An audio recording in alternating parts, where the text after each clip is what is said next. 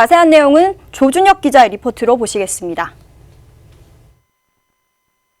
우리는 원화의 사재기도 검토하고 있다. 한국은 외환 보유액이 적고 일본이 정책적으로 원화 가치 상승 유도가 가능하다. 지난 2014년 11월 일본의 주간지인 주간문춘에 실린 하기우다 고이치 당시 관방부 장관의 인터뷰 기사입니다. 하기우다는 현재 일본 자민당 간사장 대행으로 활동 중입니다. 당시 주간지에 실렸던 이 기사는 지난달 주간문춘 온라인판에 다시 게재됐습니다. 일본의 정치권과 언론은 위안부 문제 등으로 갈등이 심해진 지난 2013년부터 한국 경제를 옥죄기 위한 다양한 발언들을 이어왔습니다. 특히 무토 다사토시 전 주한대사는 금융보복을 해야 한다며 구체적인 방안까지 제시해 한국을 자극하고 있습니다. 이 같은 일본 내 강경 목소리가 터져나오면서 반도체 수출 규제, 화이트리스트 제외에 이어 3차 보복은 금융보복이 될 수 있다는 우려가 제기되는 상황입니다. 일본 정치권에서는 이미 시행된 규제들에 대한 언급을 지속적으로 해왔기 때문입니다.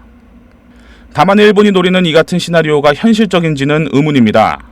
우선 일본 내 강경 분위기를 조성하는 정치권과 언론 인식이 과거 20여 년 전 수준에 멈춰있기 때문입니다. 특히 한국 금융에 대한 국제적인 신뢰도가 높은 만큼 일본에 의한 금융보복이 실제 벌어진다 하더라도 효과를 거두기 어렵다는 지적입니다. 금융보복이라고 해도 이것은 그 사람들의 마인드는 그 IMF가 한국에서 일어났을 1997년 정도의 마인드이기 때문에요. 한국산업은행이라든가 신용 등급 자체가 지금 일본 은행보다 상당히 높습니다. 그래서 금융보복이라는 부분은 여러 면에서 봐도요 전혀 실효성은 없습니다. 과거에는 원화의 신용도가 낮아 우리 기업들이 해외에 진출할 때 일본은행의 신용장을 통해 보증을 받는 경우가 80%에 육박했었지만 현재는 미미한 수준인 만큼 일본의 금융보복은 찻잔송 태풍에 불과하다는 분석도 있습니다.